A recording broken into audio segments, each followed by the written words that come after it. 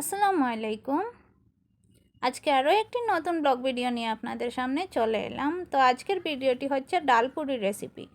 তো কথা না বাড়িয়ে ডালপুরি রেসিপিতে চলে গেলাম। আর আশা করছি আপনারা সবাই প্লিজ ফুল ভিডিওটি দেখবেন আর পাশে থাকবেন, লাইক কমেন্ট করবেন। তো এখানে আমি পরিমাণ মতো আটা নিয়েছি, লবণ দিয়ে কিছুক্ষণ মেখে নিয়েছি। তারপর একটু একটু করে পানি দিয়ে আমি সুন্দর একটা ডো তৈরি করে নেব। আর একটা খেয়াল করবেন, যেহেতু পানিটা বেশি না হয় এর জন্য একটু একটু পানি দিয়ে কিন্তু ডোটা তৈরি করতে হবে। তারপর উপর থেকে একটু সাদা তেল দিয়ে মেখে তারপর ঢাকনা দিয়ে ঢেকে রেখে দিয়েছি। আর এই দিকে কিন্তু আমার ডালগুলো সিদ্ধ হয়ে গিয়েছে। ডালে আমি অলরেডি লবণ আর হলুদ দিয়ে দিয়েছি। তারপর একটা কড়াইতে আমি কিছুটা তেল দিয়েছি, পাঁচফোড়ন দিয়েছি, রসুন কুচি দিয়েছি। তারপর রসুন কুচিগুলোকে কিছুক্ষণ ভালো করে ভাজা করে নিলাম।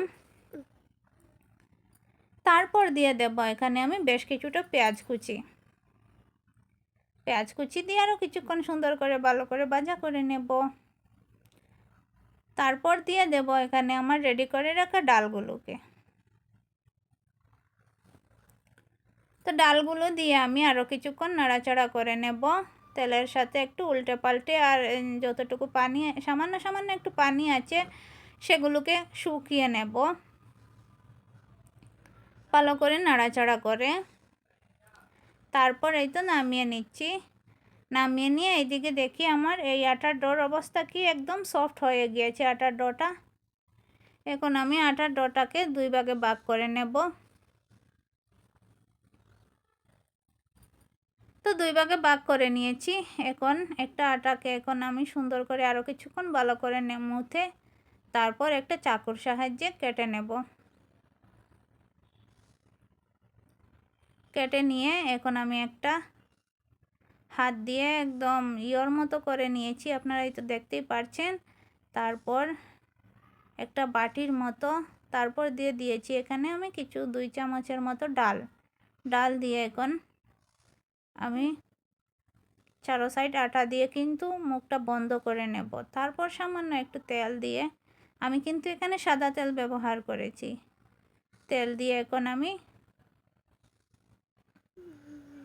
রুটিটা বানিয়ে নেব। বেশি বড় করব না, মিডিয়াম সাইজের রাখবো, দেখতেও যেমন সুন্দর হবে আর খেতেও তেমন যেন সুন্দর হয়। এর জন্যই আমি বেশি বড় করিনি, আর এটা কিন্তু বড় হয়ে গিয়েছে। তো যাই হোক, এভাবে করে আমি সবগুলো বানিয়ে নিলাম ডালপুরি। তারপর কড়াইতে তেল দিয়েছি, গরম হয়ে আসলে আমি দিয়ে দিলাম পুরি। দিয়ে আমি সুন্দর করে কিছুক্ষণ সময় নিয়ে লো আঁচে কিন্তু ভাজতে হবে, উল্টে পাল্টে ভাজা করে নেব।